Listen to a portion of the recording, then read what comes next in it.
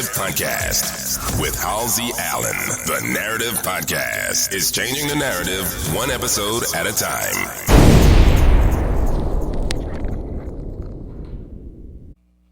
Hello. Welcome everybody to another edition of the Narrative Podcast. The Narrative Podcast is the home of original people peace, original people reciprocity, and original people positivity. Welcome to the Narrative Podcast. I'm your host, Halsey Allen. The Narrative Podcast promotes positive self-images of original people and original people culture. Welcome to the Narrative Podcast. Welcome all my narrators. So, it is the weekend. The last time you guys joined me was on Wednesday. I made a conscious decision. Moving forward, I'm going to now utilize my free time better. So now every time I have some free time, I'm going to do an upload of the Narrative Podcast. I just really been relegating it to just one weekday and then on weekends. So now every time I got some free time available, I'm going to do an upload of the Narrative Podcast during the weekday.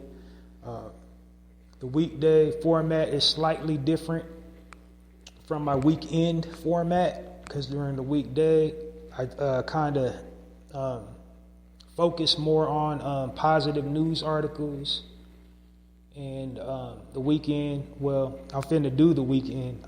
It is the weekend, so you will see the format, you will see the difference, but I tend to be more focused on positive news articles during the weekday, and everything going on in the news lately surrounding our community has prompted me to do that, to like double my efforts to put out positive news about our people and our culture. But welcome to the Narrative Podcast. I'm praying you guys, had a productive week and you're doing good and living good and taking care of yourselves, taking care of the community and handling your business. I know I am. But welcome to the Narrative Podcast. I just want to try to be interpersonal with my listening audience before diving into the content. Just connect with you, or as they say now in hip-hop slang, tap in with you. So, my narrators, they already know what my platform is about, all the content that I'll be presenting today, and, the format and how I'm going to present the content. But for all the new people, what I generally do is just give you a quick overview of my content before diving into the content, and that's precisely what I do before getting underway with this episode of the Narrative Podcast. But first and foremost, there's a little some business to address, some people to acknowledge before diving into the content today, this weekend on the Narrative Podcast. We had some losses in our family out here, so just going to take a moment to acknowledge some people that we recently lost in our community. The latest one is Mandiza, if you remember her from American Idol. Mandiza Lynn Hundles, forgive me if I'm mispronouncing her last name, but she was a contestant on American Idol, and for those that don't know, she platformed off and launched her career in gospel music. She became a gospel singer, and during her season of American Idol, she really brought it. She was a finalist and kind of changed the landscape as far as the show was concerned, because when the show first started, they was really trying to find the next American pop singer. So they was heavily focused on external, the outer, marketing it. Can we make you a star, make you the face of America? And as we know, Mandisa, during her American Idol days, she was plus sized. And so she kind of opened up the doors for other plus size people to go on American Idol and flourish. But before that, they wasn't making it past the preliminary rounds before going to the final rounds, let alone going to the final rounds, because they was focused on, selling America, a preconceived image of a pop singer. And at that time, the pop singer they want, of course, was like a typical, Caucasian, if it was a male, Caucasian male, or a Caucasian female, the American dream, blonde hair and blue eyes. That's what they wanted to market and sell to America at the time. That's why it was called American Idol. So, but she kind of changed the landscape of that and opened the doors up for, more people of her stature, and definitely from our community. So yeah, I'm going to take a moment to acknowledge her.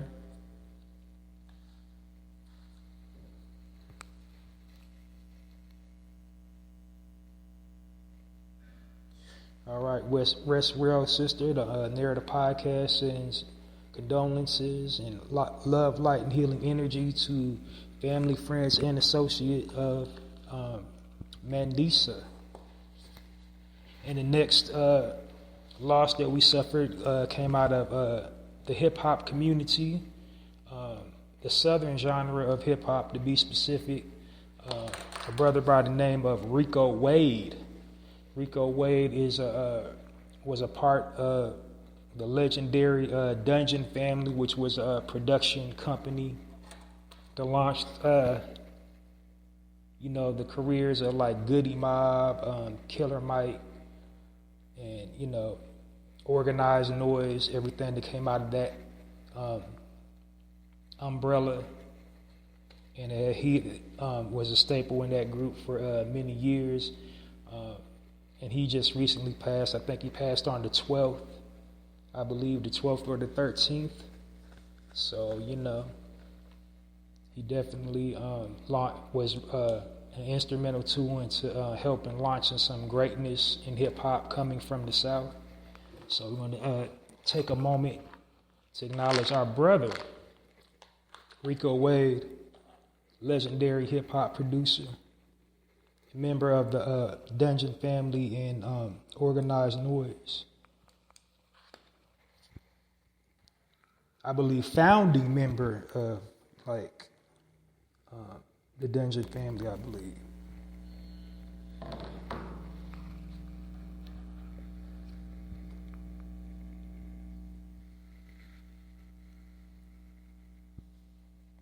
All right, West Rail brother, Narrator Podcast, sending condolences, delivering love, light, and healing energy to the family, friends, and associates of Mr. Rico Wade. All right, so now here we go, off to it, right into the synopsis of the Narrative Podcast before diving into the content today. So first off, let's start at the top. Tippy, the name, the Narrative Podcast. I named my podcast the Narrative Podcast because I don't like the false narrative that the media weaves about original people and original people culture. So to counter that, I wanted to create a platform where I'm doing just the opposite that the media does to our people. And what the media does to our people is portray us in a negative light. They push agendas, promote stereotypes and stigmas within our community and about our people. So I want to build a platform where I'm, uplifting and edifying our people by highlighting and showcasing positive frames of reference about our people and our culture. hence the title, the Narrative Podcast, because I want to change the narrative about how our people is being perceived and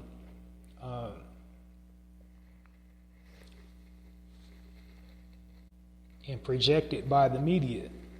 So I want to project some positive images about our people and our culture on my platform, and basically create a space where I'm normalizing being normal, because the media, they have twisted and warped our views, and we've become fascinated with normalizing degeneracy and toxicity.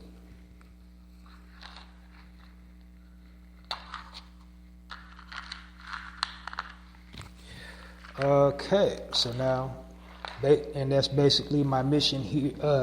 Statement for the Narrative Podcast is to promote positive self-images about original people and original culture, which is a perfect segue to my tagline, the Narrative Podcast. The Narrative Podcast, changing the narrative one episode at a time by destroying negative stereotypes about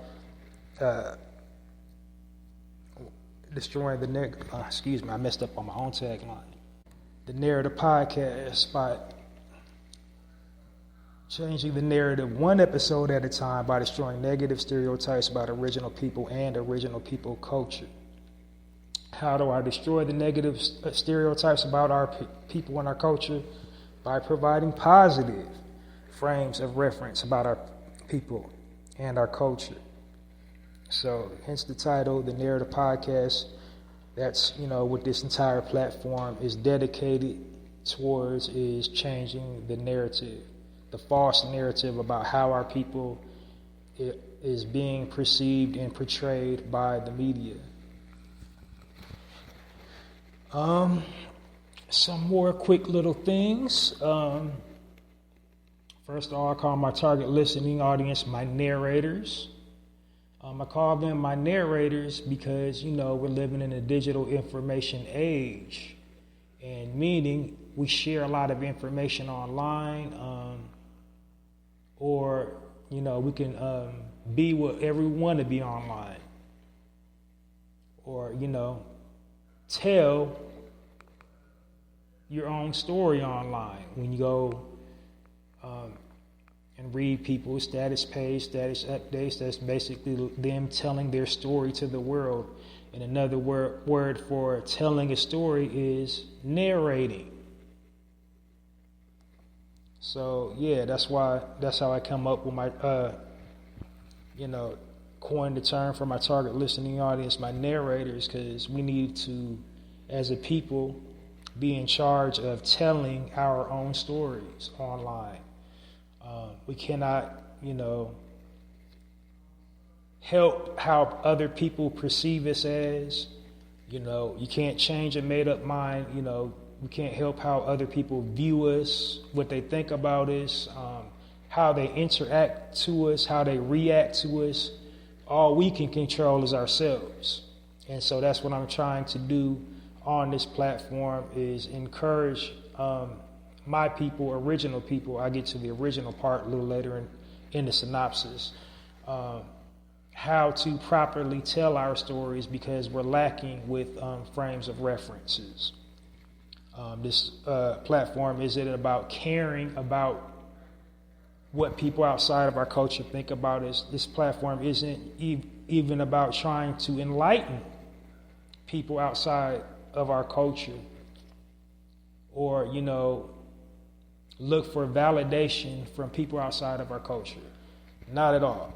Not seeking attention, not seeking validation from people outside our culture. They just don't get it.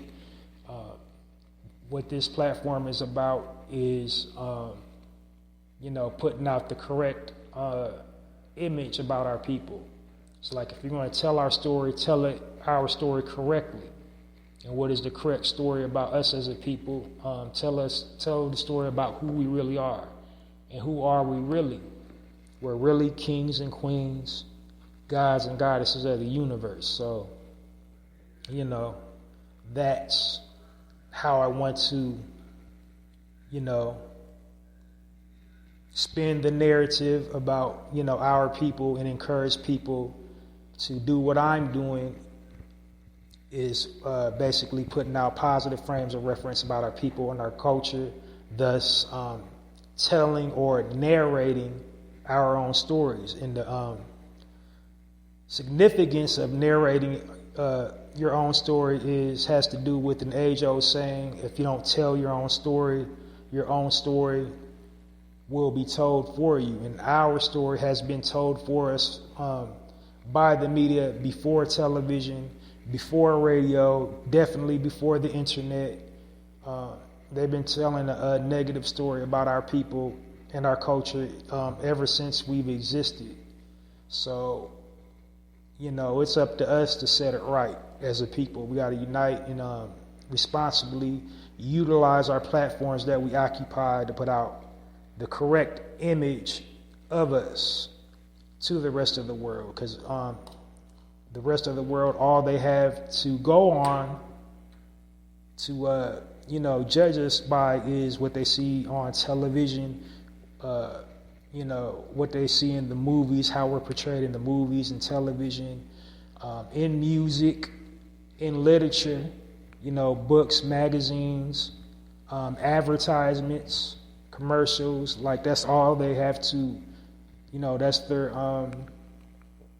frame of reference to gauge us as a people. And the media has intentionally just put out those negative frames of references to, inaccurately and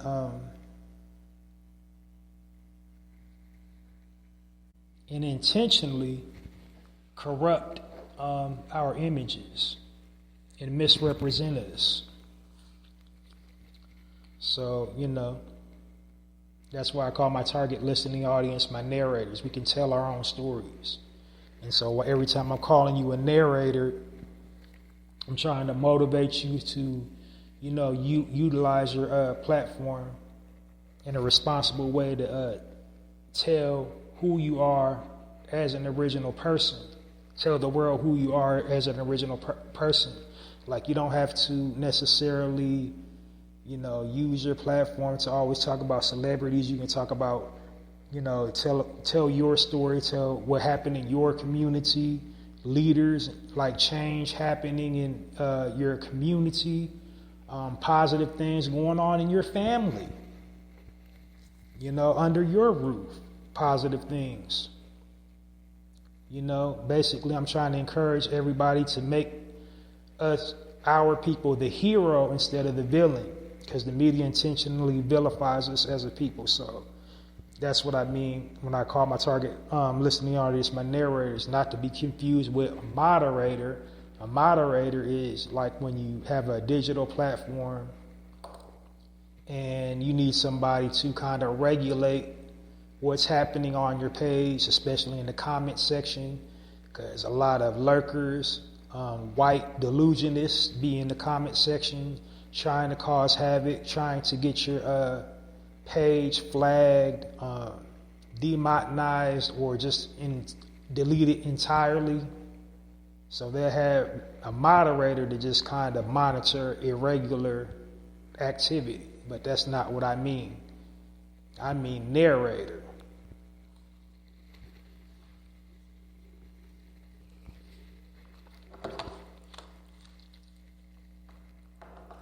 So that was just the first thing I want to know about my podcast, is what I call my target listening my audience, and why I call them my narrators, and the function of a narrator.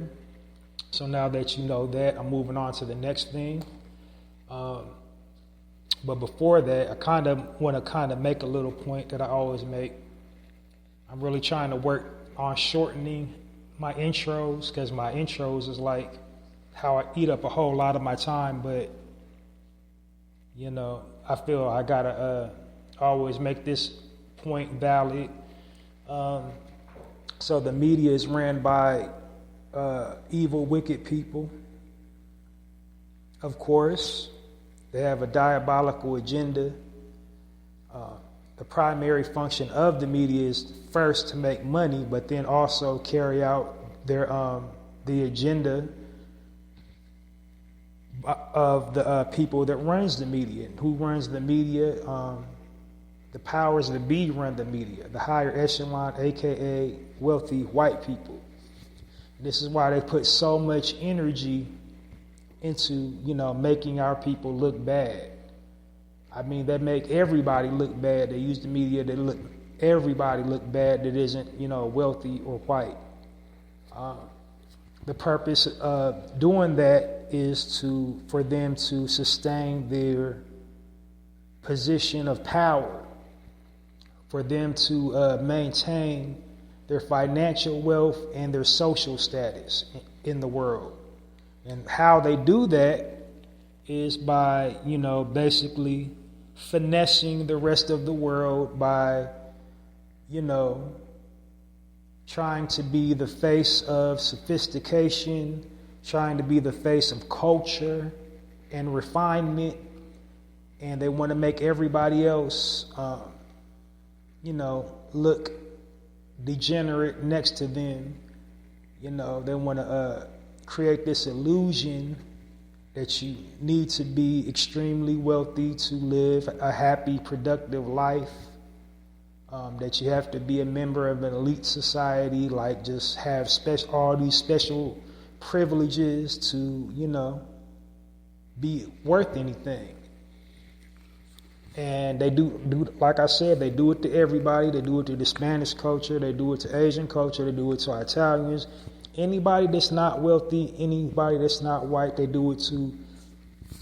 But out of all the people that they do that to, corrupt their images, they do it to our people the most because they fear our people the most. Why do they fear our people the most? Because our people is the most influential people on the planet.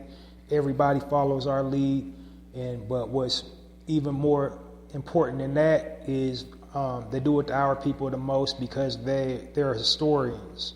They're aware of our culture and they're aware of their culture. They're aware of our history and they're aware of their history. They know the true history of, how they obtain their financial wealth and how they obtain their social status.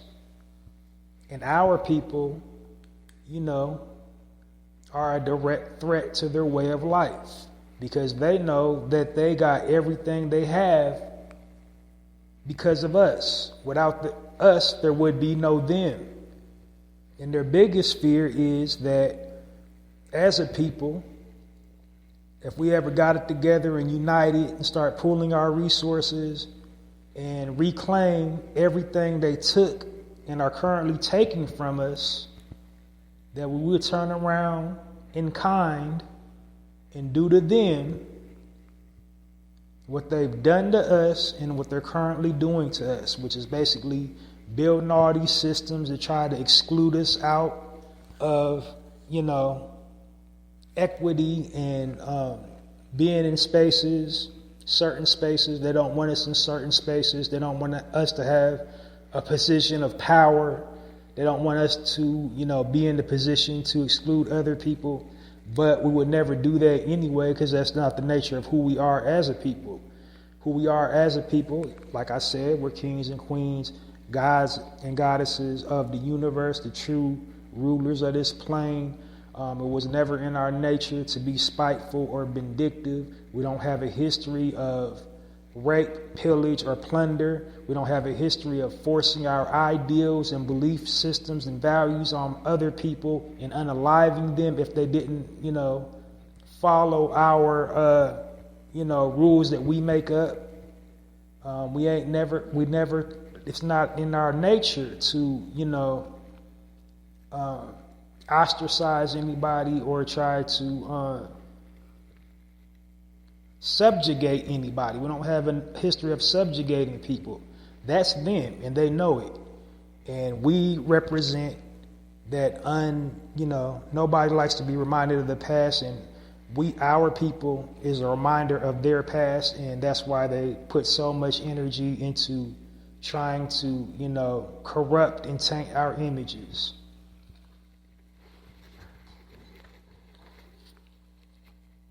But anyway, on to my next point about the Narrator podcast. Like I said, you heard me say it a couple of times, I refer to our people as original people. I refer to our people as original people for a couple of reasons. Reason number one is it's historically accurate. Because, we were the first people on this planet. We existed on every single corner of the planet or plane for the people to believe in flat earth. Whatever you call yourself believing in, we was here first, and we inhabited every single, place, and everything originated from us. We created tools and weapons and,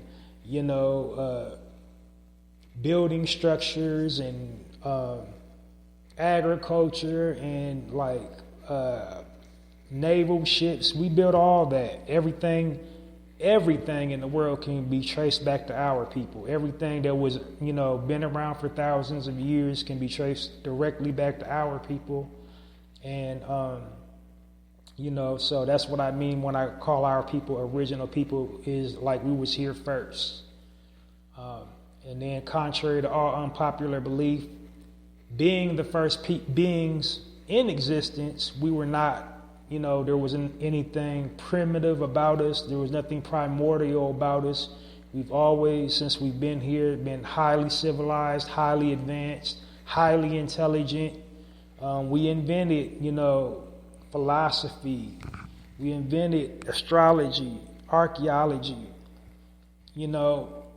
all the ologies, biology, chemistry. We were scientists, mathematicians. We wasn't never cave dwellers. We wasn't covered in excessive body hair. We didn't have no slopian cranial overbite. We invented written and spoken language. So that's just a false narrative that they keep on putting out there. There was nothing, primitive about us at all in the beginning. We civilized the entire world. Everywhere we ever existed, we brought enlightenment and structure and harmony and peace. Balance, if you will. That's what our claim to this world is balance. We were the balance and are the balance. So that's why I refer to our people as original people from the historical standpoint. One more thing I want to tack on about, the history of it, since I brought it up, the history of original people. Contrary to all unpopular belief, the false narrative that they like to keep on pushing is that our history began with slavery. It didn't begin with slavery. It was a part of our history, but it didn't start. Our history didn't begin with slavery. It wasn't really an integral part of our history. Like I said, we existed in every single corner of the globe originally. We inhabited everywhere. And we didn't get to all these places via slave boats, especially here in America.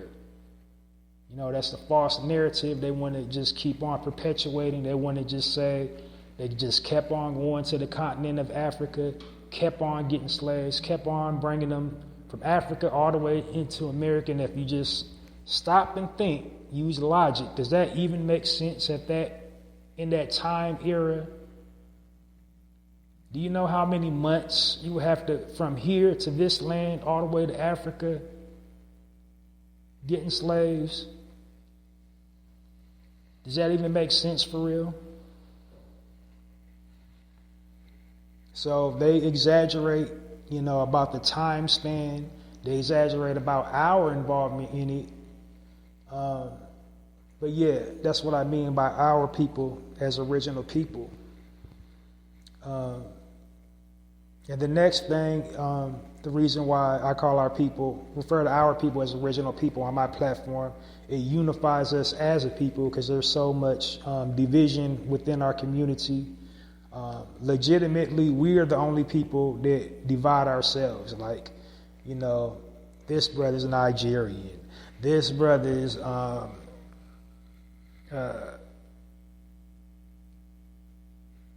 from another part of Africa, Kenya, or Zimbabwe. This brother's, Jamaican. This brother's Haitian. You know what I'm saying? Like all these, are from everywhere. We all speak different languages. We all have all these different land. We all hail from these different land masses, have different cultural upbringing. Different ethnic backgrounds, and just different ways we perceive the world as, and a different way of life.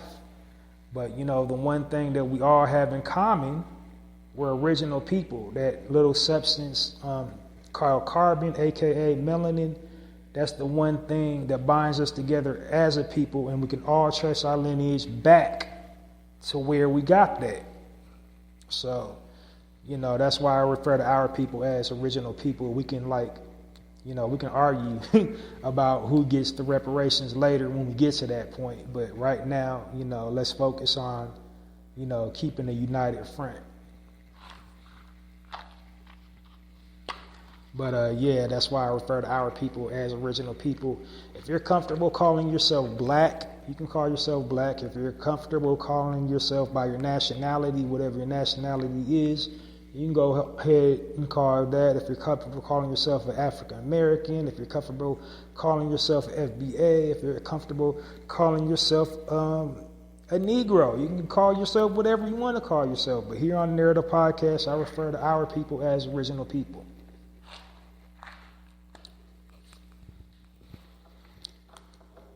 So, next point of order is this is a positive space. It's a gossip-free zone. I don't engage in no nonsense, mudslinging, gossip, he say, she say. This is a space where I'm uplifting and edifying our people with positive frames of reference, and trying to encourage anybody who listens to my podcast to do the exact same. Responsibly utilize their platforms to do the same thing that I'm, trying to endorse and promote on my platform, which is harmony, unity, balance, positive reinforcement. But you can talk about whatever you want to on your platform, but the goal should always be to put out positive frames of reference about our people, because the rest of the world, they only get negative frames of reference. So why entertain the negative frames of reference by, showing them we're interested in that, showing them we're interested in being portrayed as hoodlums, as pimps, whores, gangbangers, thoughts,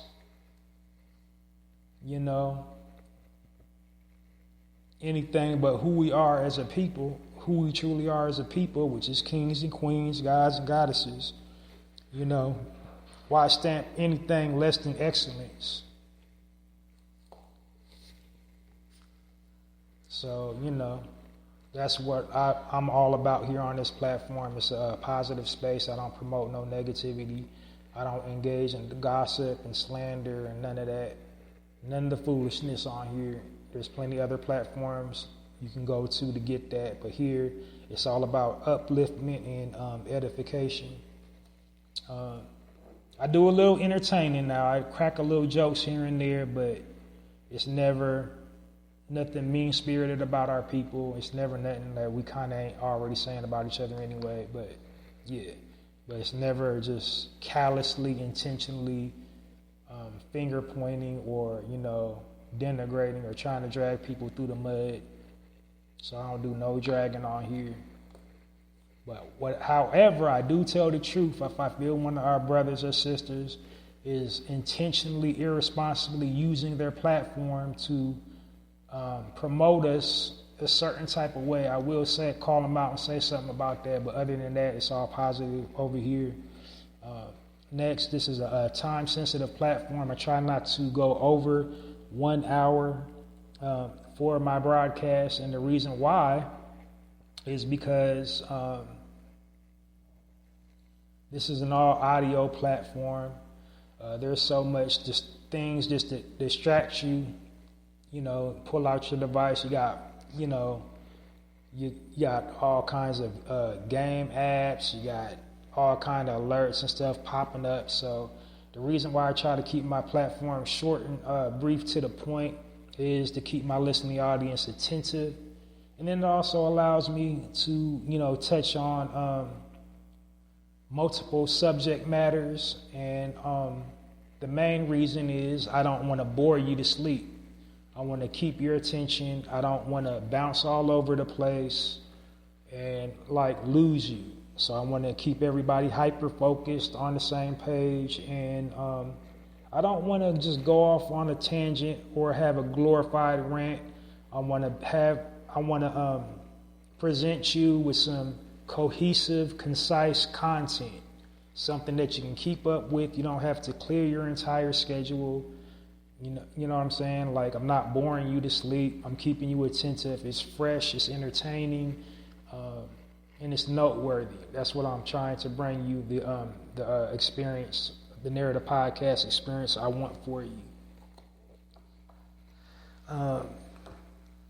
So yeah, that's why I tried to keep my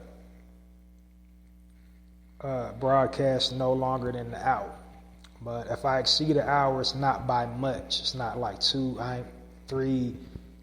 Now, when I first started doing it, I had no idea, and my first couple episodes was an hour and a half. So I seen I wasn't getting much traction with that.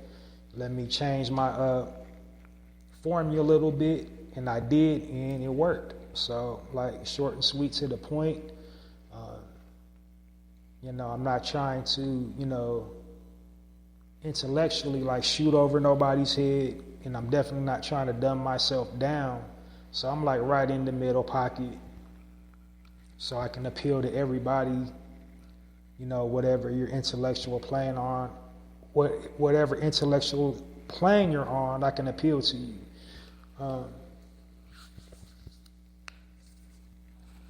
So yeah, that's why my content is just so short and brief and to the point.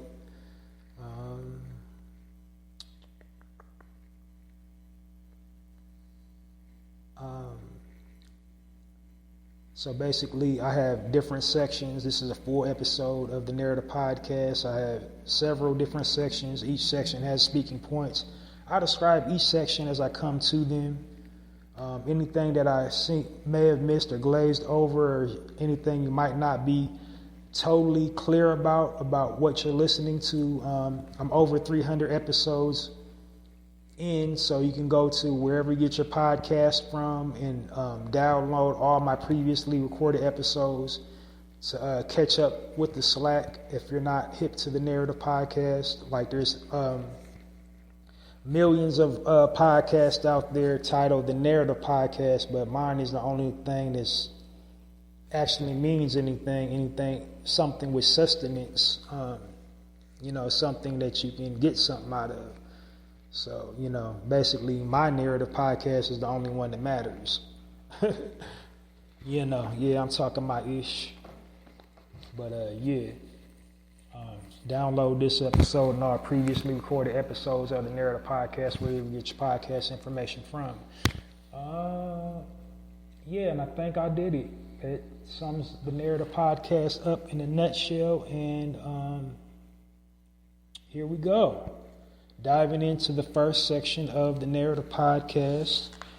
This section is called the Highlight section. And what I'm doing in this section is I'm highlighting original owned and operated businesses owned by, original men and women that own and operate their own business. The reason why I'm doing that is to provide you, the listening audience, or my narrators, the positive frame of reference about entrepreneurialism or how to be an entrepreneur. And the reason why I'm doing that is to stay true to my mission statement, to provide positive frames of reference about our people and our culture. And I feel, we are severely lacking with frames of reference about how to, to be a business owner and how to operate your own business. So unfortunately, the few frames of references that we have to, learn from about entrepreneurs comes to us via scripted reality television shows. And the producers of these shows, they want to project the most negative image they can possibly portray of us. They want to promote toxicity and degeneracy. That's their mission as producers, television producers, for shows featuring entrepreneurs from our community. They do that, for the entertainment purposes. They want to reel people in, get people, enthralled into the plot. But it doesn't have success. There shouldn't be a plot with success. Like, everything doesn't have to, feed off negativity. Where our people is concerned, they want to see us fight on camera. They want to see us cussing on camera, having relations on camera, doing alcohol and drugs, and, just behaving like nobody attempted to raise us. So, and they do that to deflect away from the main point. And the main point is, this is a show featuring usually young entrepreneurs from our community, men and women earning an upward of 5 to 6 figures on a consistent basis, having several other side companies and ventures under their umbrella, taking care of like 20 or 30 different families of the people on their payroll that work for them. But all they want you to focus on is the degeneracy and the toxicity. They want to see us like acting a fool in these 5-star settings, like getting in fist fights at restaurants, 5-star restaurants, trashing hotels, and just, using vulgar language in public and berating each other and dragging each other through the mud. That's what they want to promote on shows like that. So that's why I'm doing the highlight section on the Narrator podcast, is to negate that. I'm providing the listener with a positive frame of reference about, what it means to be an entrepreneur. So no toxicity, no degeneracy. I'm walking you through an entrepreneur's journey, how they started their own business, and what their business means to them, their philosophy behind their business, what year they started, how they came up with the concept, where they came up with the capital, just how to be an entrepreneur 101. That's what I'm attempting to do by highlighting these entrepreneurs in the highlight section on the Narrative podcast.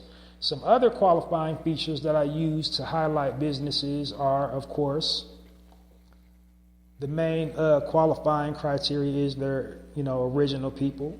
They're either a brother or a sister. That's the business owner. They hire their own people. They usually give back, do some type of philanthropy. They either pay into a nonprofit organization, or they have their very own nonprofit organization. And then the last qualifying factor is they align up with my weekly theme. And my weekly theme used to be the seasons, but I kind of took a break from doing, the seasons, because I used to do it, whatever month it was. So this will be the season of spring. So I would try to highlight a business that you would just automatically associate with the season of spring, like something people do during spring or something, a popular product people buy in the spring. But as of late, I've changed it to nationally observed holidays. So that's my last qualifying factor, is nationally observed holidays. So now that you know about the highlight section, let's get into it. So like I said, the qualifying factor is nationally observed holidays. Today is Saturday, April 20th, and the nationally observed holiday of today is National Cheddar Fry Day. So I will be highlighting businesses that specializes in selling cheddar fries. Well, the businesses that I'm actually highlighting, sell a plethora of fries, loaded fries, but you could probably get some plain Jane cheddar fries if you wanted to, but they really specialize in loaded fries. So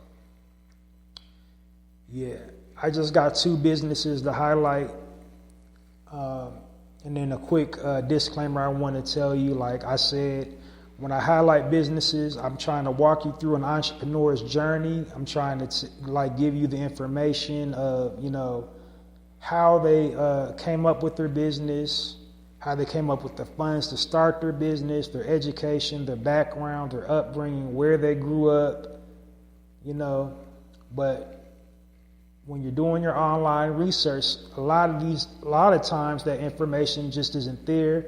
And the reason why the information isn't there because people want their lives private and will pay extra money to have certain things not be online about, themselves, such as where they grew up at, what school they attended, what they studied at school, how much is their net worth. Some people want their privacy. And that was the case this week, because there just wasn't a whole lot of information about the business proprietors that I'll be highlighting this week on the Narrator podcast. So sometimes you get, I can give you that full experience. Sometimes I can't. But the goal is just to basically put out the positive frame of reference that we can successfully start our own businesses, be independent, not be independent on this government or any systems that our government funds, because they want to, promote this negative stereotype that, we're not an independent people. We can't function autonomously without the government. So that's why I do the highlight section on the Narrator podcast to say, yes, we can. This person did it. This person started their own business, and they're a successful business owner. And another sidebar I forgot to say, most of the business owners that I highlight on the highlight section, they didn't have, an extensive educational background or the greatest business. They didn't have a good business mind. They didn't, take any business courses, how to run a business. They just stepped out on faith, was passionate about something, and said, hey, I'm going to do this. A lot of them did that I've highlighted on Narrative Podcast. So I wanted to also put that frame of reference out. And then most of them are family owned and operated. So then in that scenario, you'll be getting a frame of reference of generational wealth, because it's, the business is passed down to them, or they're going to leave it for the future generation of their family, after they're done with the business. But anyway, on to this week's highlight section here on the Narrative Podcast. So the theme is Cheddar Fry, National Cheddar Fry Day, and I got two businesses that specialize in loaded fries. I'm pretty sure they got cheddar fries on the menu, but they specialize in loaded fries. So that's like, for those that don't know, that means like every single topping you can think of. So first business I'll be highlighting today on the highlight section of the Narrative Podcast is a business called Fry Style. And Fry Style isn't spelled for branding purposes. It's not spelled F-R-Y. It's spelled F-R-I-I, style. And that's a business located out in Chicago, Illinois. You can go to their website at frystyle.com. It was established in 2017 by a brother by the name of Corey Gilkey. He is a resident of Hyde Park in Chicago, Illinois. If you want to speak to him directly, you can hit him up at frystyle@gmail.com. He basically got this idea. He was inspired. He had some Belgian-style frites. And Belgian-style frites, they're basically like French fries, but it's a European twist on them. They kind of wrap them up in a cone, kind of like they do over in London, but the Belgian style, they use a mayo base. It's usually like truffle-infused mayo. And they wrap it up in a cone and give you you can eat it with your hands or a little teeny tiny fork. But anyway, that's where he got his idea to start loaded fries. And the unique thing about Brother Corey is he's a serial entrepreneur. So before taking on his endeavor to start his own loaded fry shop, he had his own sneaker shop, which is still currently in business in Chicago. It's Shop 135, and what that is, it's basically like a detail shop for kicks. So they specialize. They can detail sneakers. They can clean your existing pair of sneakers up, or they can create some custom sneakers for you. But that was his business before he started the loaded fry shop. So he started out, after he had the loaded fries, he fell in love with them. And him being an entrepreneur, he's like, at some point, I want to do this full time. I want to, learn about this and try to see if I can make some money selling my own variation of Belgian style frites. So he started playing with recipes. He started doing pop-ups. That's how he got traction to do that. And then, of course, when he went to get super serious, he called in a certified chef to help him create a serious menu. He wanted to provide a full array of flavors, like international type flavors, like German inspired, Thai inspired, Jamaican inspired toppings for his loaded fries. So we called in an expert by the name of Chuck Graham. And Chuck attended the Le Cordon Bleu Institute, a very good culinary school. So that's super duper impressive to anybody that got that on their resume. So they're a quick hire. But he helped them develop some international flavors, and from there they got a brick and mortar location. Another unique thing about Brother Corey is that while he was doing his pop-ups, he was networking with other black-owned businesses within the area, promoting them, their businesses, sharing resources. So it's like they would shoot him clientele, and he would shoot them clientele. And so they would just collaborate and form some type of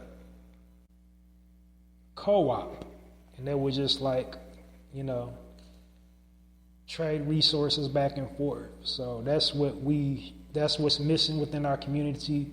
We're not sharing, we're not giving up the ghost. Like everybody wants to just be V1. But it takes a village to raise a child. So we got to start giving up the ghost, sharing them resources. And we need to share the resources for free because, yes, it does take money to do anything, but if I have some knowledge that you may benefit from, I'm going to put the knowledge out there for free. Like you can lead a horse to water, but you can't make him drink. So, if you can't gain anything from my knowledge, at least I put it out there for you to find it. It's up to you to utilize it. But what I'm saying, where I'm going with that is we don't have to just charge for these webinars. We don't have to, break everything down into a learning curriculum where you got to charge each tier. Well, I'm giving you $5,000 worth of information. Because my time, I'm a millionaire and my time's worth more than that. So I'm giving you guys game. I'm basically giving y'all free game. No, free game is free, bruh. Free game's free. You're not giving free game. If you're charging money, you're not giving free game. And because half of y'all got y'all's darn nerve to be charging. Because there's a lot of crooks in the quote-unquote conscious community out here charging egregious prices and they ain't even tested their product to see can somebody actually make money off of their their learning stuff, like the stuff that they're giving. And they know it. And half of them know it, that you can't turn a profit. They're putting together, they're giving you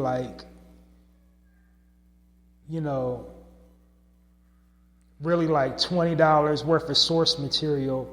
We're charging you triple that, $300, and they're giving you $20 worth of source material, and then it be flawed, it be glitchy, and when you're having the Zoom meetings, all this technology, they'll blink out, they'll blame it on the technology, but really it's them.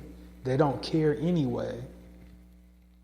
But I'm sorry I went off on that tangent. I just wanted to point out that the brother, he achieved his brick and mortar status for his business by networking with other businesses. That's what I was really trying to say. I just kind of went off on the side tangent because I feel like I got to point out the crooks within our community that's holding the knowledge captive.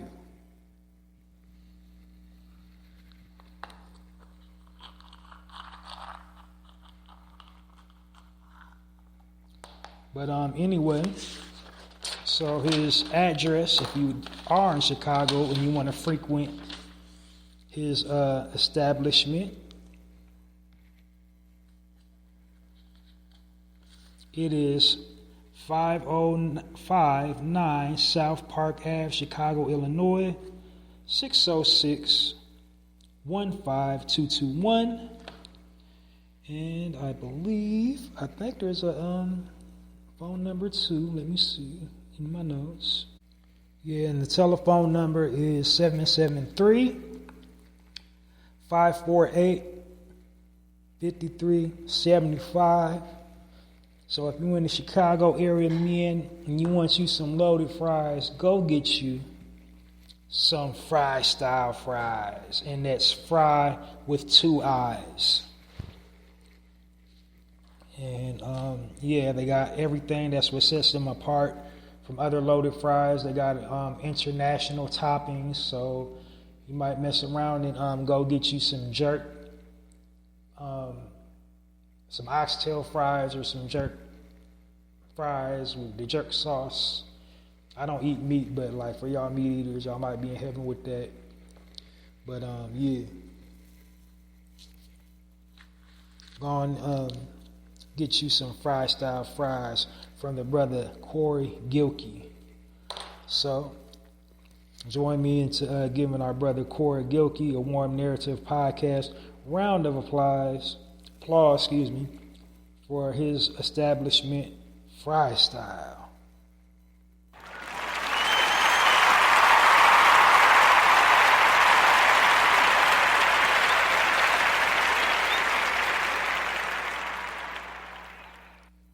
Okay, now this next one is a vegan spot, and this is a ghost kitchen. And the little bit that I found out when I did my Googles, it was just came to me, the little bit of information was in the article. So when you go to the website, it's like nothing there. It doesn't say,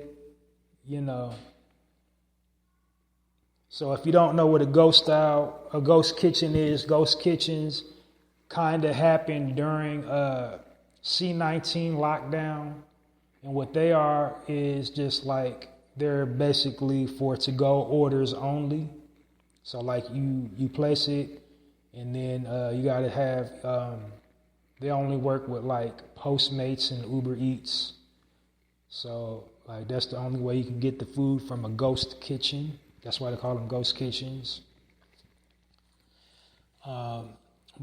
Anyway, so the next one, this is a vegan fry spot. It's called Man vs. Fries.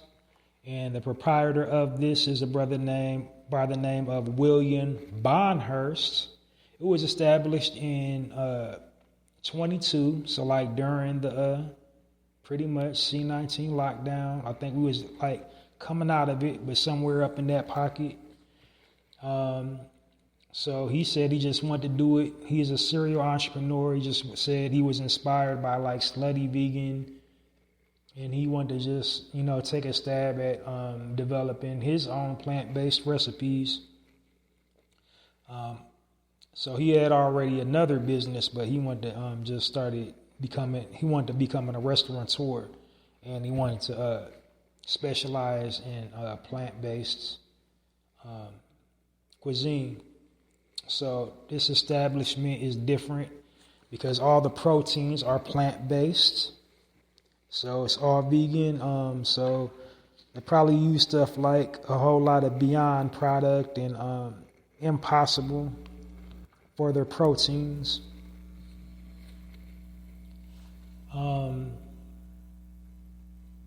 But yeah, they also sell burritos, bowls, and wraps.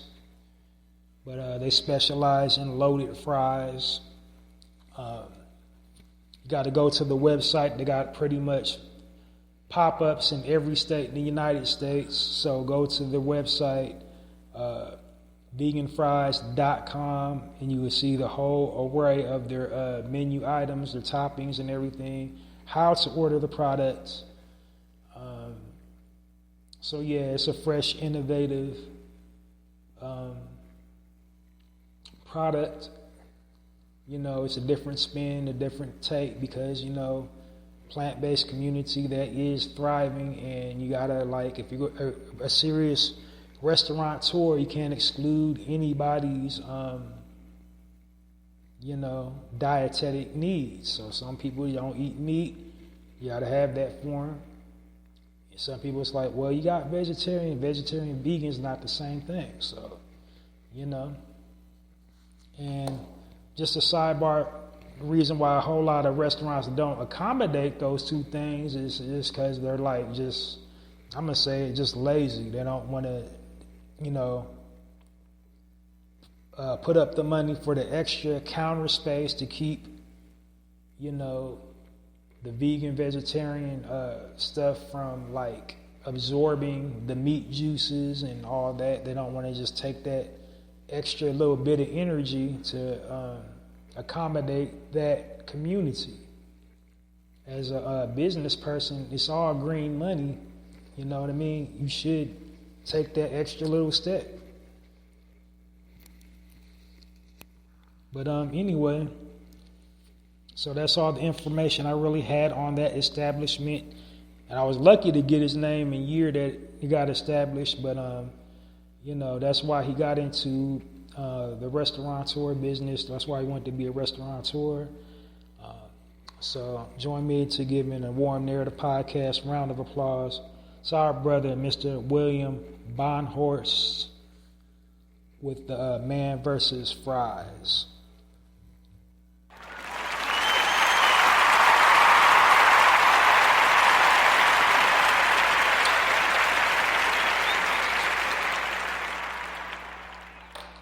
All right, moving right along. Next section is the spotlight section. In this section, what I'm doing is spotlighting prominent figures within our community who are uplifting and impacting our community in a positive way. So basically, this section is a positive reinforcement section. Providing an example of how to utilize your digital platforms to deliver positive reinforcement to our brothers and sisters. Because, kind words go a long way, and a lot of us just aren't utilizing our platforms to be kind to each other. We're being duped by the powers that be to use our platforms to trade insults, sling mud, and, trade blows on the internet and try to take each other down.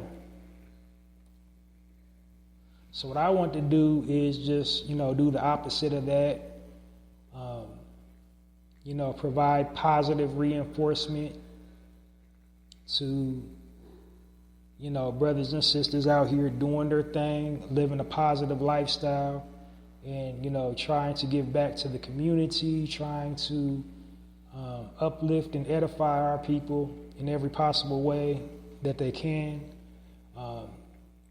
When I first began this section, I exclusively just did celebrities, such as actors, actresses, athletes, comedians, public figures, YouTubers, TikTokers,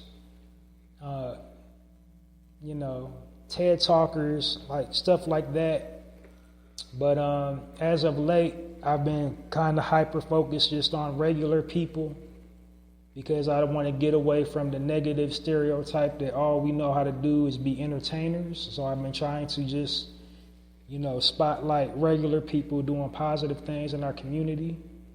And not that, celebrities shouldn't be celebrated when they do reach back into the community to help out because, the powers that be try to basically steal celebrities from us, try to push that narrative that once you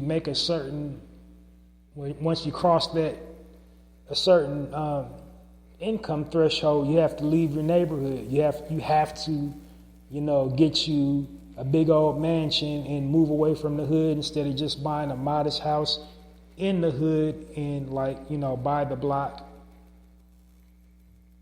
So they want to keep on perpetuating that false narrative that to be successful, you have to leave the hood. But having said that, not for nothing, your brother, Halsey Allen, I think I coined the phrase spotlighting because before I added the spotlight section to my platform, the Narrative podcast, nobody was spotlighting anybody. Now everybody got a spotlight section. Like every time somebody got a talk show or they're doing an interview, they'll be like, today we'll be spotlighting so-and-so and such and such. And nobody was spotlighting anybody until I added a spotlight section to my podcast, the Narrator podcast. So yeah, I'm popping my ish on that one. You are now listening to the Narrative Podcast with Halsey Allen. The Narrative Podcast is changing the narrative one episode at a time.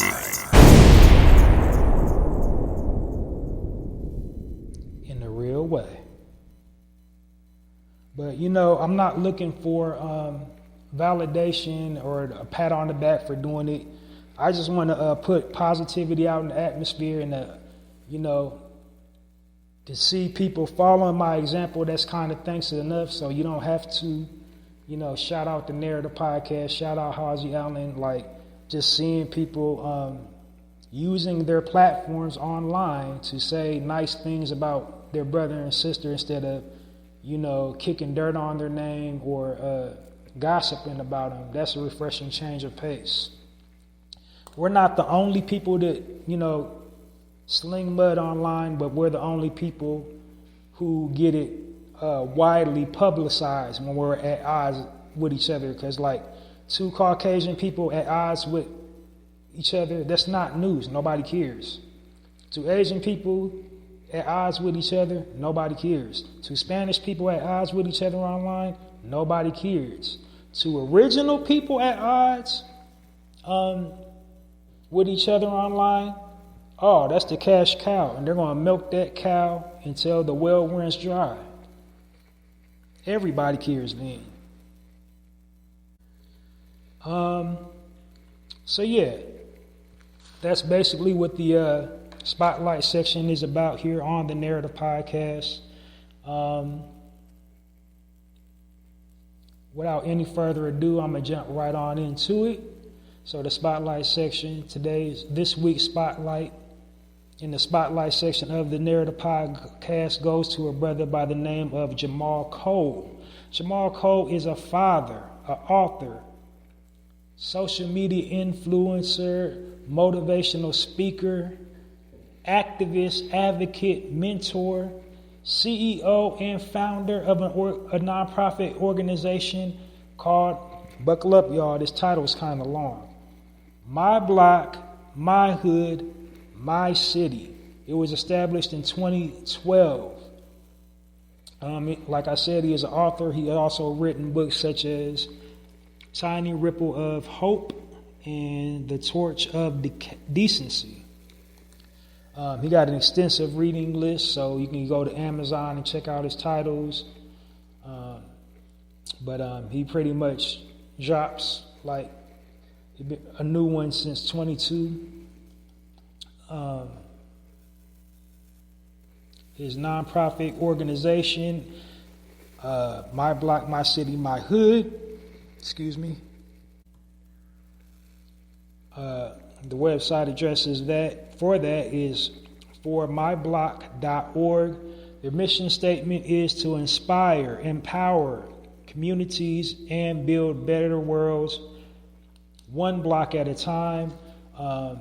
They teach the young people involved in this nonprofit organization vocational skills, coping skills, all the tools they would need to have a positive trajectory in life, to, excel and not choose the streets. Growing up in Chicago, Chicago is a very violent place. It's always been a very violent place.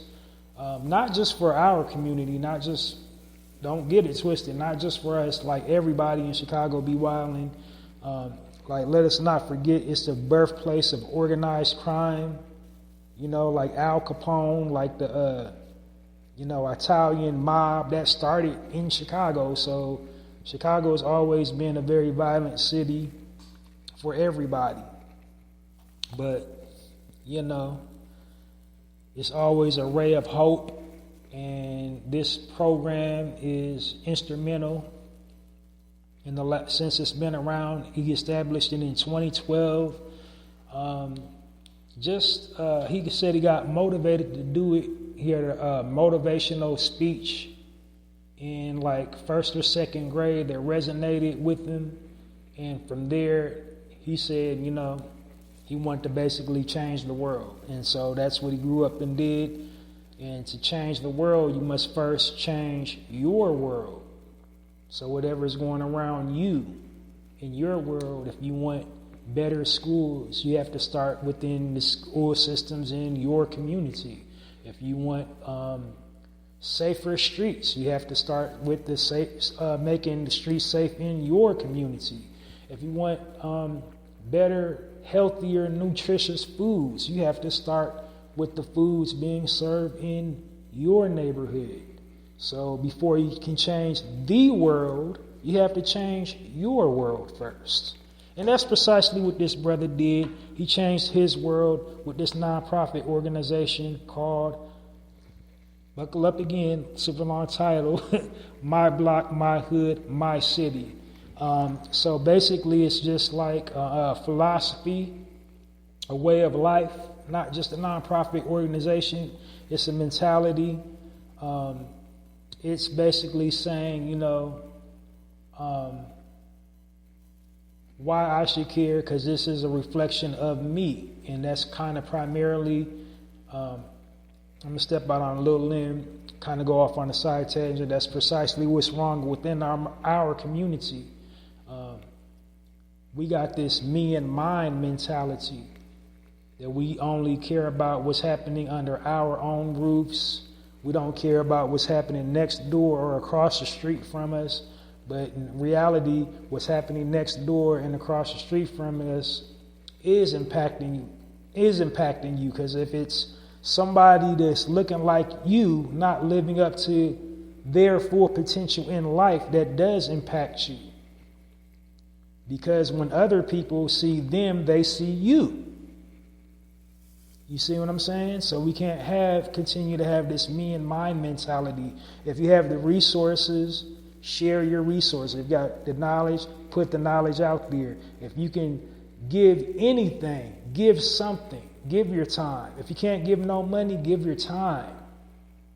Everybody has a special skill and ability. Find your special skill and ability and share it. That's the only way we're going to survive.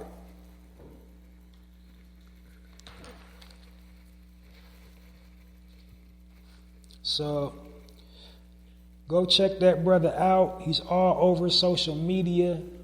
He's a really intense advocate.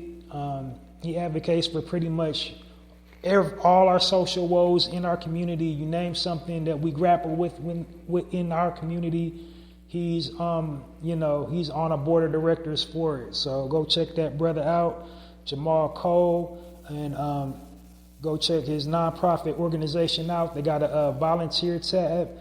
Get active, get involved. Go to formyblock.org if you live in the Chicago area, and join me in giving this brother a warm Narrator podcast round of applause for his contribution to our community. Salute. He was deserving of the spotlight section this week on the Narrative podcast.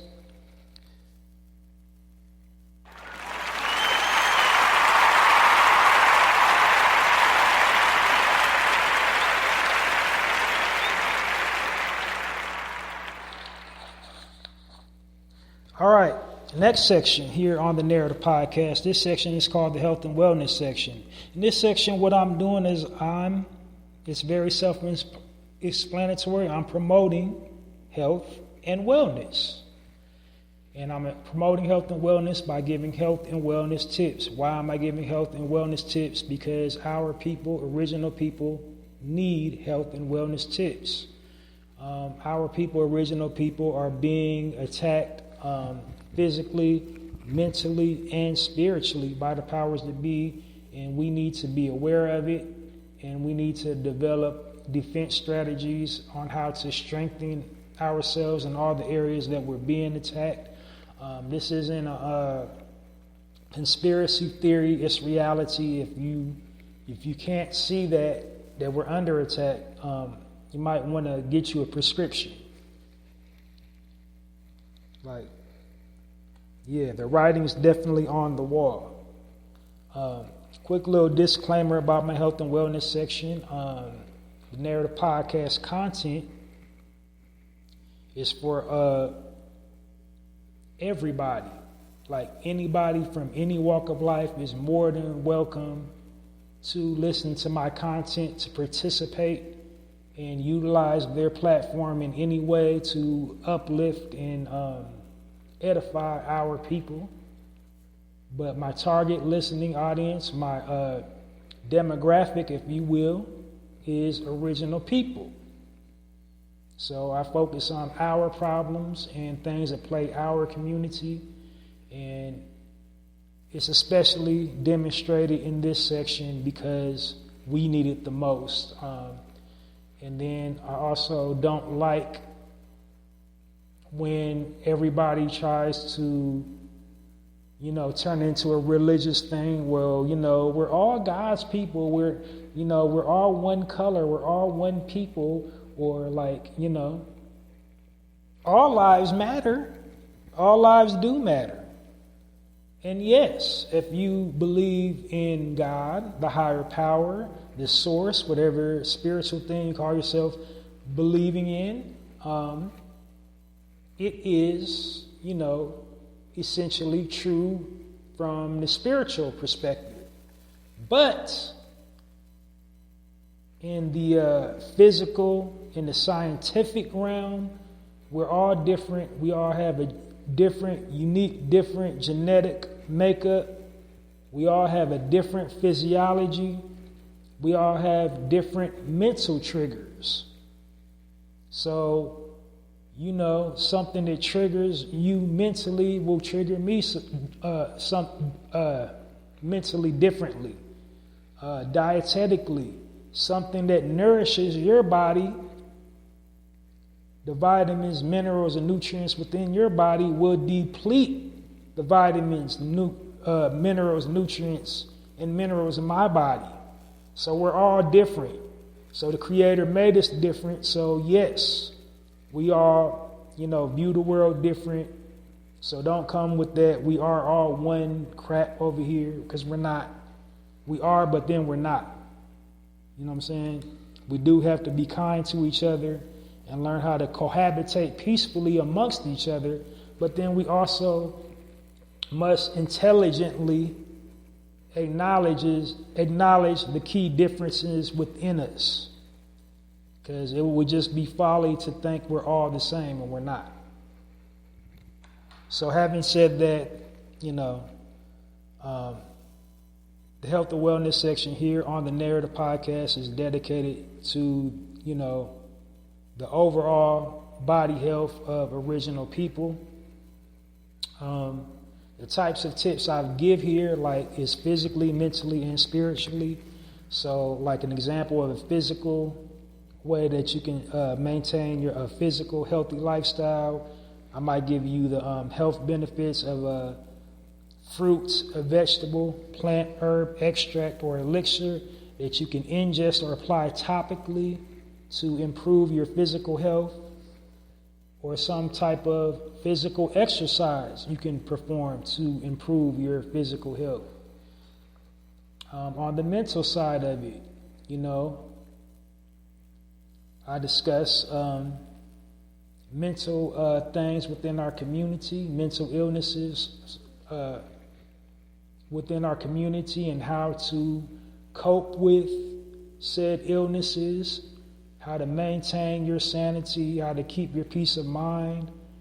So I give you tips on how to do that, some type of mental exercises you can perform to keep in peak mental health.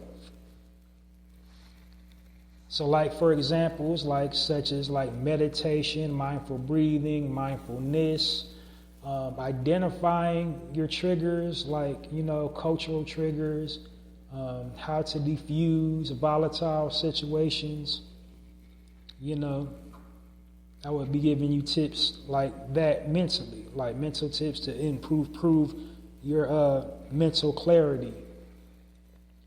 And then spiritual tips. So praying, fasting, meditating, certain spiritual practices, burning candles, saging, stuff like that. And every once in a blue moon, I throw in something esoteric, such as divine laws,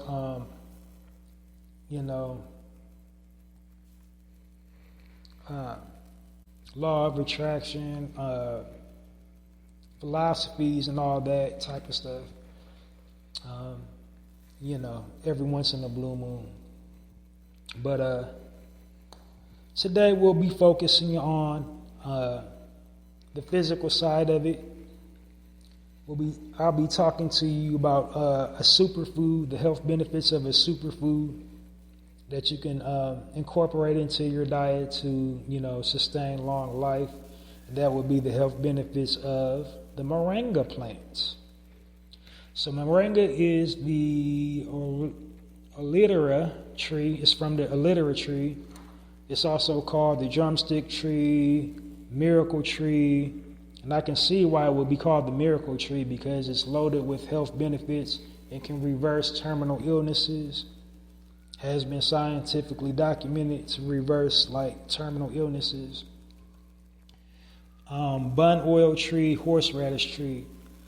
I have had moringa in its plant form, and I can say it's kind of like peppery in taste wise. So that's probably why they call it the horseradish tree. It's completely sustainable food source. You can eat all of it. You can eat the stem, you can eat the leaves. The whole thing is completely edible. You can also press the oil out and apply it topically. It's good or dehydrate it and put it in your smoothies, put it in your juices. You can make tea out of it. It improves your skin. It's rich in, vitamins, nutrients, minerals.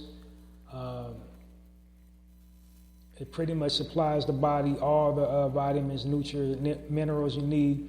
And then the kicker is, of course, it's a plant green, and anything green has chlorophyll, and chlorophyll is essential for our people, melanated people, because it nourishes your melanin. So out of all the people on this planet, our people's physiology is the only one that mimics a plant's photosynthesis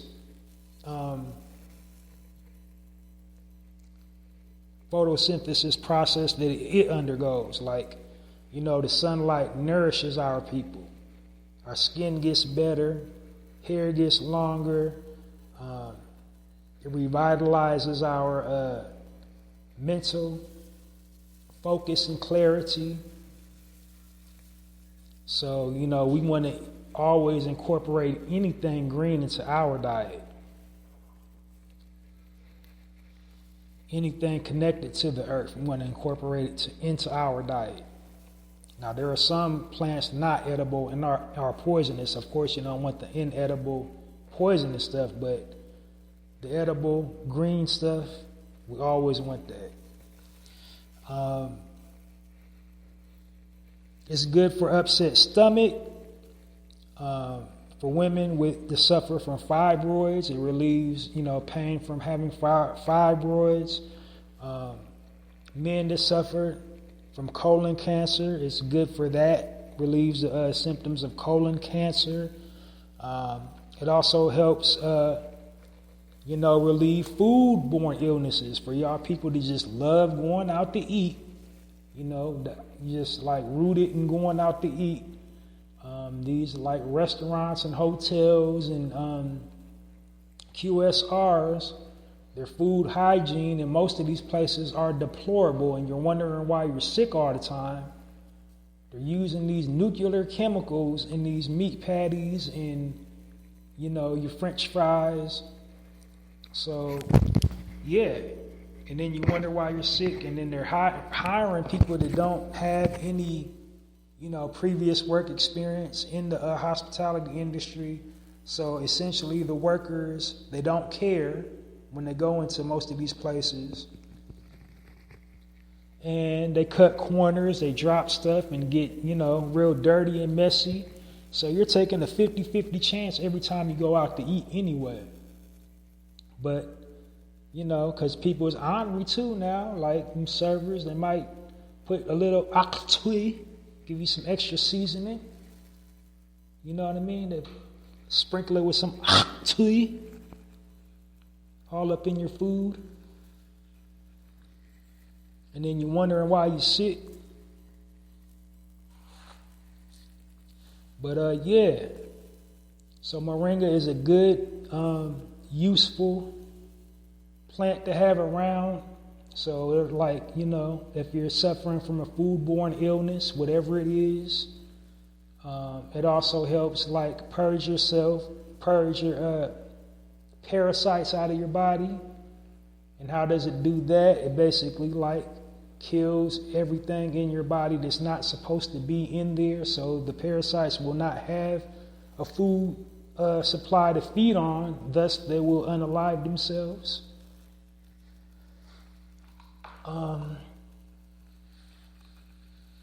So, like, it's a superfood. There's not too much moringa plant isn't good for. It heals everything, delivers vital nutrients to the body. Every single vitamin you can think of is rich in that. Iron, potassium, all that.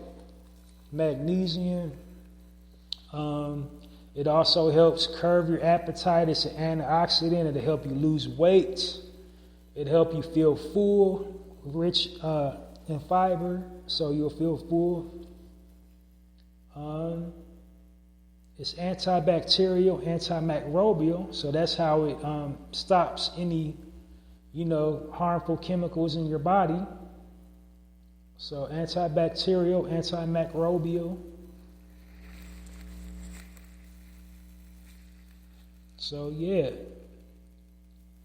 Now moringa is super expensive these days because once people catch on that it's a superfood, of course it wasn't going to be too long before people caught on that it's a superfood. They charge those exorbitant prices. So I would say if you're buying it in powder form, do your research, like where is it coming from? If you can get it in fresh form, get it in fresh form. Like fresher is always better. It won't last as long, but the health benefits from taking it in its fresh form will supersede the price range because, health is wealth. It don't matter how much money that you have. If you're not taking care of yourself, you're not going to have a happy existence. So, definitely go get you some moringa in your life. And that was the health and wellness tip here on the Narrator Podcast this week. The next section is called My Speaking Point. In my speaking point section, what I'm doing is I'm talking either about a current event that occurred globally, nationally, or just something within our community. And the purpose of me doing that, like I already stated previously, if you don't tell your own story will be told for you, and how the media usually unpacks anything that happens in the world that pertains to our people. They go out of their way to have our people looking and sounding all kinds of crazy. So, here on the Narrative Podcast, what I do is I break that down from our perspective, how that affects us and, what that means to us, whatever's happening in the world or within our community. So, yeah. So my speaking point of the day that I wanted to discuss is the shooting, the fatal shooting of an Ohio sister by the name of Lolita Hall. She was shot and unalived by a Caucasian man by the name of William Brock. This happened a couple weeks ago.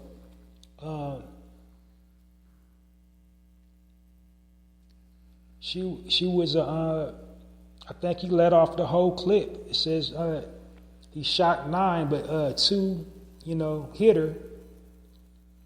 And Lolita was an Uber driver, so she got called to his address. Now, in the media it says William was getting scam alert, scam text, and so he brandished his firearm. They got him on camera with the firearm. He was thinking that, she was one of these scammers on the phone coming to his premises to get money, because the last phone call he had, this is his defense for doing this, was from a bill collector, and that they were saying like, well, if you don't pay, we're going to come by and take this, that, X, Y, and Z. We're going to just, start taking stuff out of your house because you owe us some money. So first of all, red flag on the field. Bill collectors don't do that. They don't threaten to come to your house and take stuff. So you should just know that common sense anyway. Now, he's an older gentleman. Back in his day, like, that was how bill collectors did move. Like, I think in the late 50s.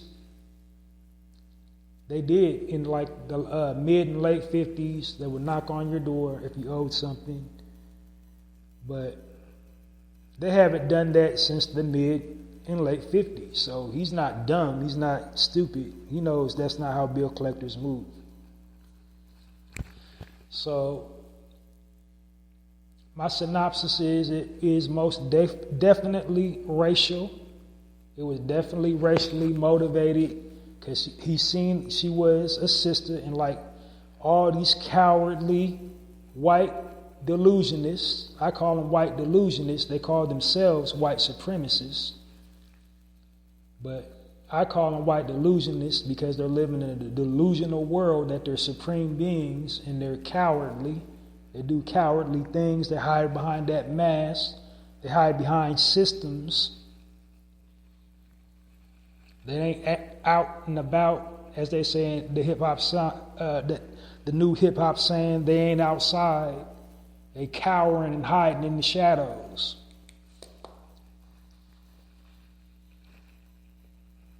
So he took it as an opportunity to unalive an original woman. Now, I don't think he would have pulled his pistol had a brother. It'd been a brother, an Uber driver, had it been a male, he probably would have thought the male would have overpowered him or matched his energy, because a lot of us brothers, we packing too. So, he didn't want a potential shootout, but after he saw it was a female,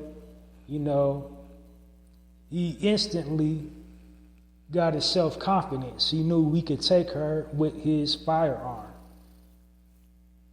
But all she was there to do was a routine Uber pickup.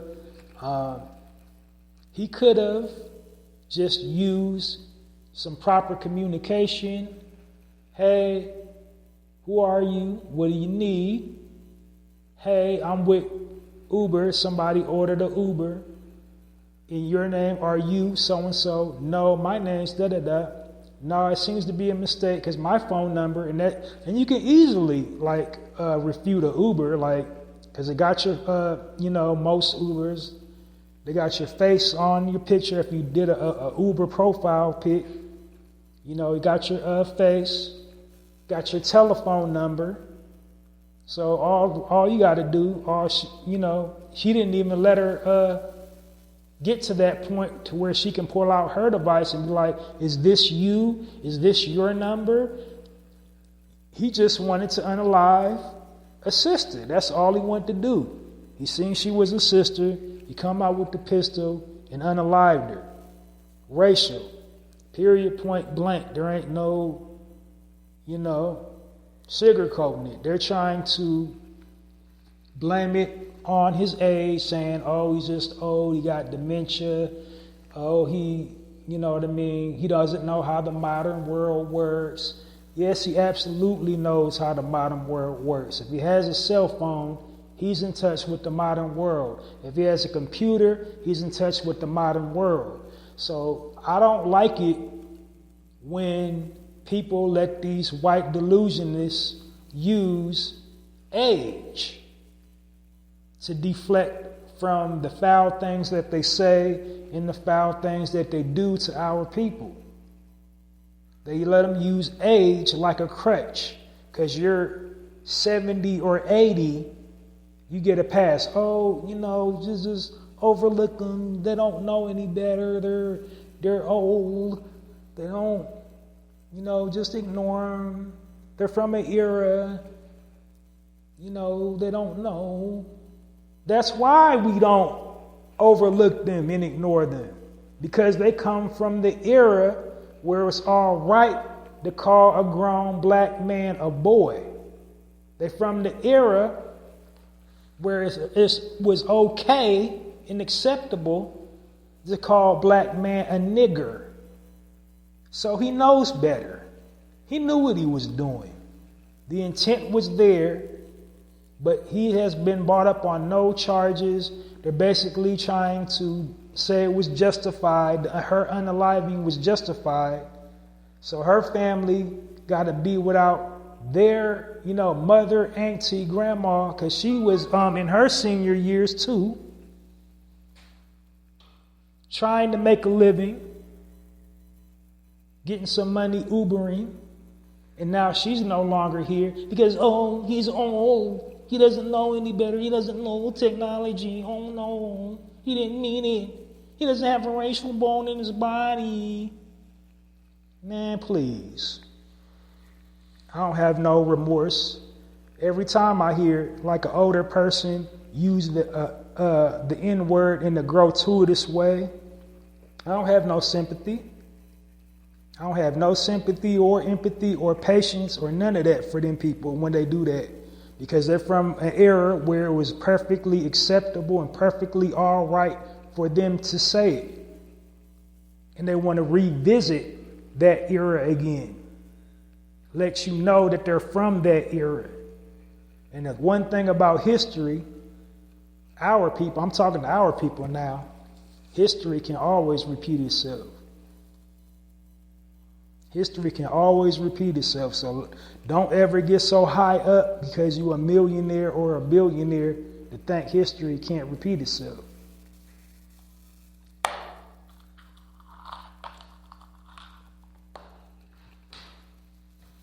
Like you can't buy your way out of systemic oppression.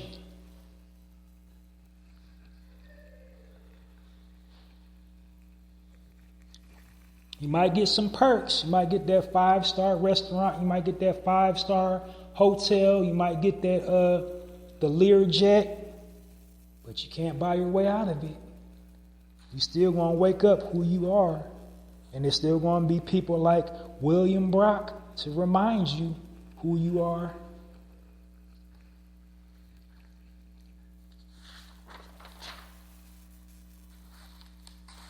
So that'll do it. Oh, wait, I got one more section, y'all. That'll do it for this section of the Narrative Podcast.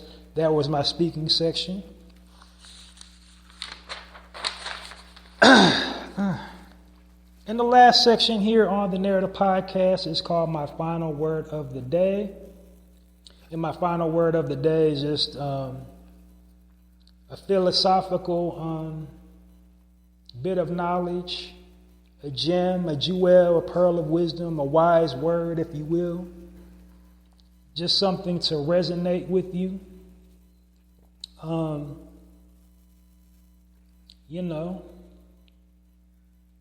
And the reason why I give these little nuggets out is just to encourage critical thinking, just something to marinate on.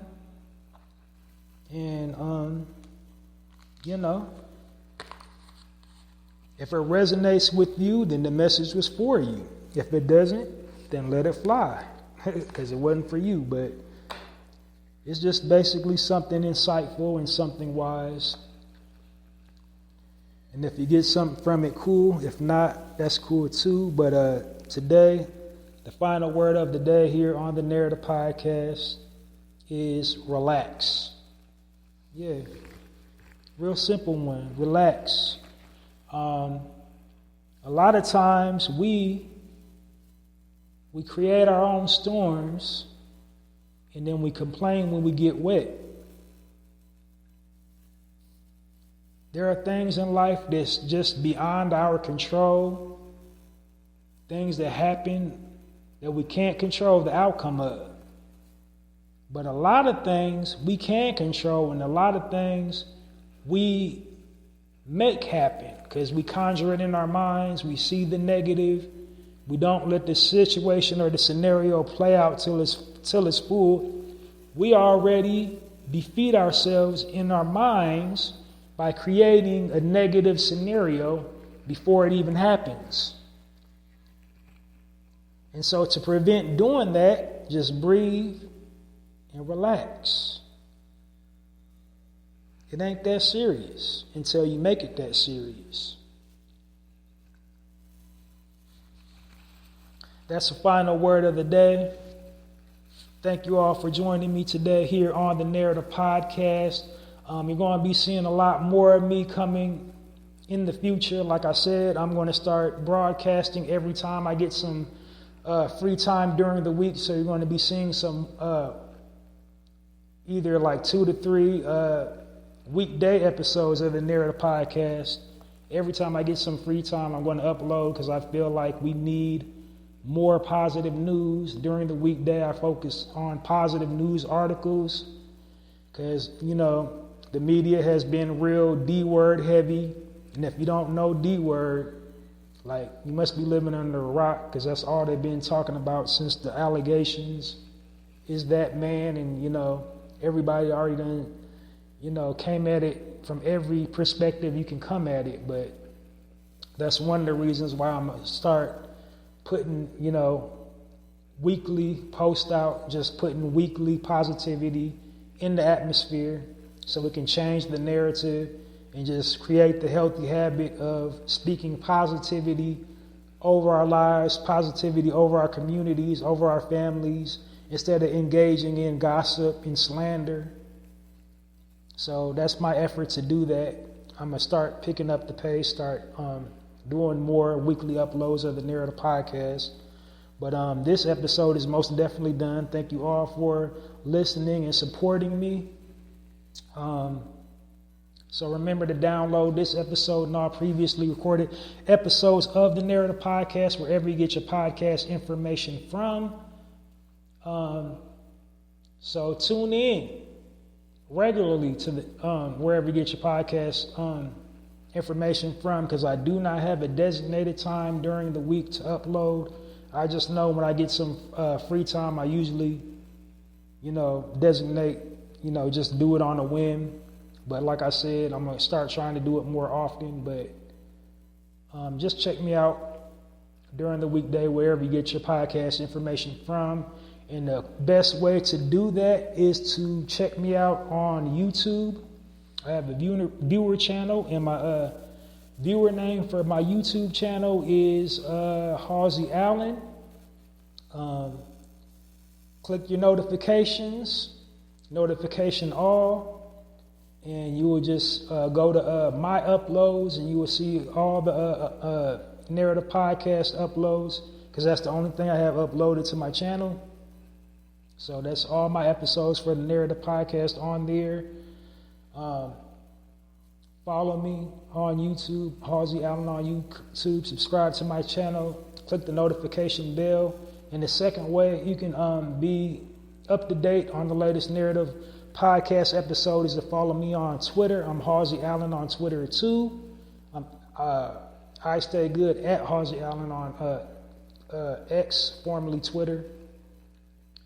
And the reason why you want to follow me on X and YouTube is because the platform that I'm on, after I'm done recording, it automatically uploads to YouTube and X.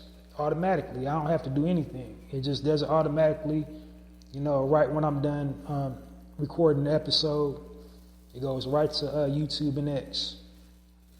But for all my other platforms, all the other platforms out there, I have to manually do it. But this platform does it automatically to YouTube and X. So follow me on YouTube, Halsey Allen on YouTube, and Halsey Allen on X to, never miss the latest episode of the Narrative Podcast. Next order of business, I have written a book titled The Black Card. The Black Card is available on Poetizer.com. Poetizer.com has a virtual bookstore. Poetizer is a community for poets, people that like to write compositions and short stories and share their thoughts by writing. You know, some people just journal on Poetizer. You know, whatever's clever, like, hey, whatever you like to do, however you like to express yourself, it's just a platform where people that like to write, they can express themselves through their written art form. So, but they also have a feature where you can turn your posts into a book. And that's precisely what I've done. I've turned my post on that platform into a book. It's titled The Black Card. And The Black Card basically is a 30-page collection of poetry that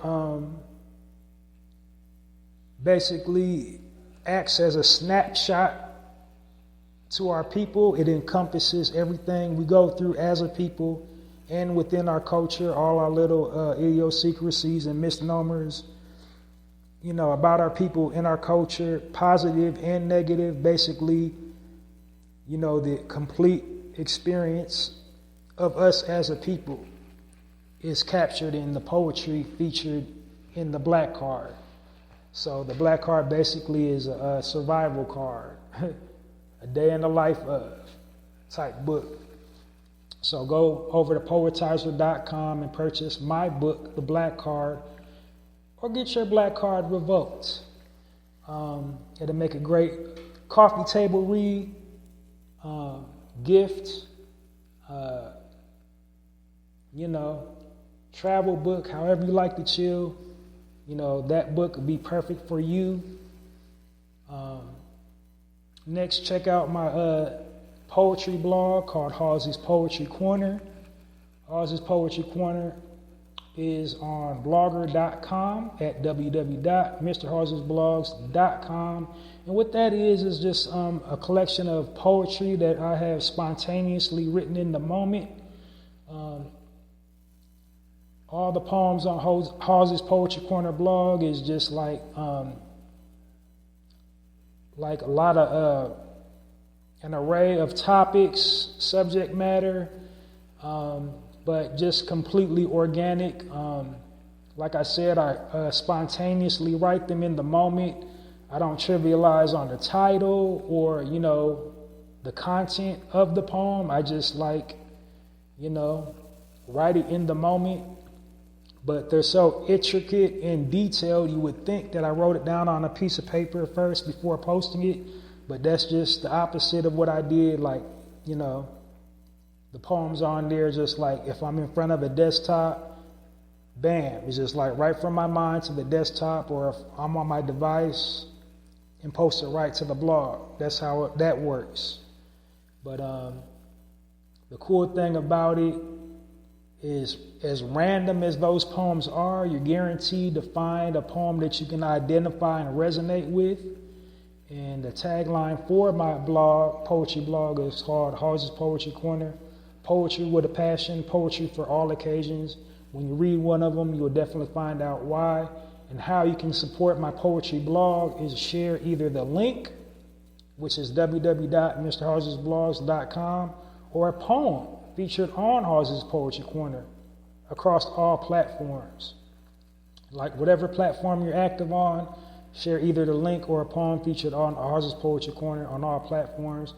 For you people that have visual platforms like YouTube, TikTok, or the new one, Rumble, you might want to just, you know, do a little 20-minute video clip, say, hey, go check out Halsey's Poetry Corner. Or if you know the title of one of my poems on there, say, hey, I just read this poem called blah, blah, blah on Halsey's Poetry Corner. Go check that out.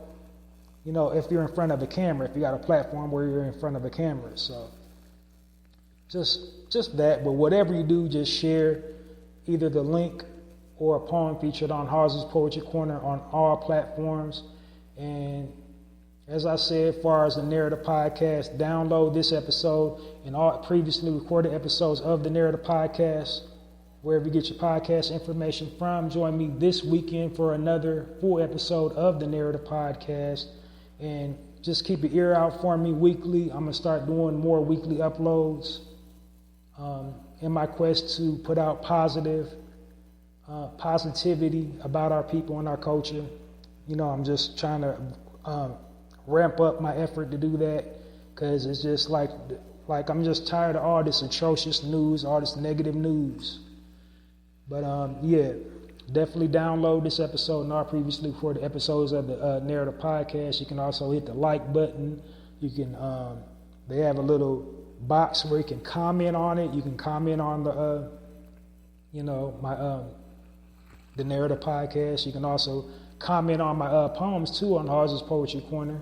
So you can leave me comments on both. Both platforms have a comment box. But definitely just share all my work back on the social. Y'all know how to do it. Y'all know how the algorithms work. So just help a brother out to improve the content. And thank you all for supporting me, for all the support that I have gotten, because this is a monthly service. So, you know, I wouldn't have been here this long if people wasn't supporting me. So, yeah. Thanks for listening to this episode of the Narrator Podcast. Join me this weekend for another full episode of Narrator Podcast. Keep your ear out on podcast land for random uploads of the Narrator Podcast all this week. From me, Halsey Allen, in the Narrator Podcast. I'm Halsey Allen. I'm changing the narrative one episode at a time. I'm asking you to help me out on my mission by becoming a narrator.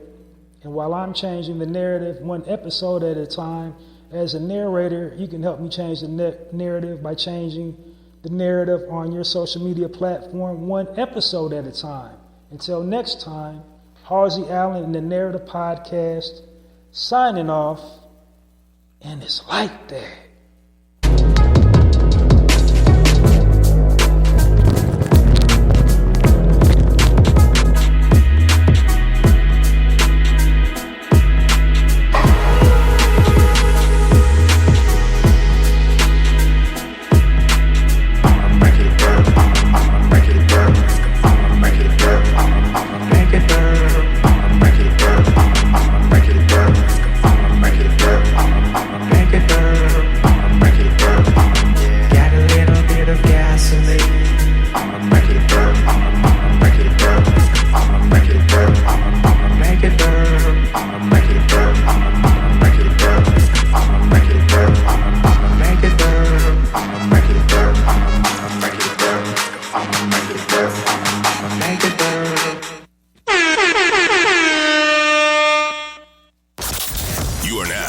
Listening to the Narrative Podcast with Halsey Allen. The Narrative Podcast is changing the narrative one episode at a time.